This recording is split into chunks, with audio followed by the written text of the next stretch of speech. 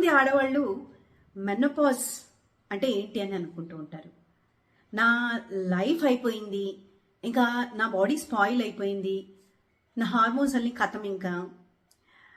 But ఏంటంటే menopause అనేది ఒక రోగం అనేది జబ్బు అయితే కాదు, అది సడన్గా ఏజింగ్ అయితే కాదు, అండ్ అది ఎప్పుడు వీక్నెస్ అయితే కాదు.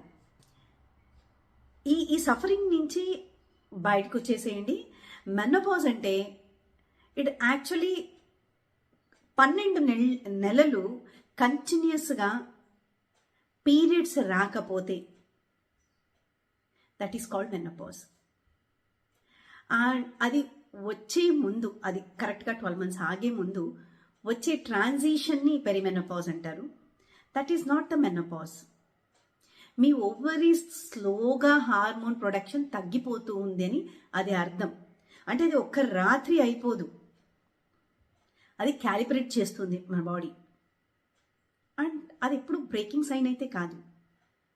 మనకి ఇక్కడ వచ్చేది ఏంటి అయితే హార్మోన్స్ ఫ్లక్చువేట్ అయ్యేదానా మనకు సిమ్టమ్స్ బయటకు వస్తూ ఉంటాయి.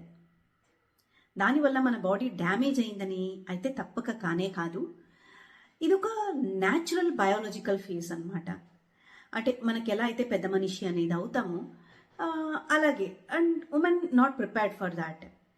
అండ్ మీరు 35 ఏళ్ళు దాటిన ఆడవాళ్ళైతే ఈ నాలెడ్జ్ చాలా ఇంపార్టెంట్. మనం ఫ్యూచర్లో మాట్లాడుకోబోయే దీనిల గురించి చాలా చాలా ఇంపార్టెంట్ అనమాట. మీరు ఇంతవరకు సబ్స్క్రైబ్ చేసుకోలేదు అని అంటే ఖచ్చితంగా సబ్స్క్రైబ్ చేసుకోండి ఈ ఛానల్ని and type ready in the chat box.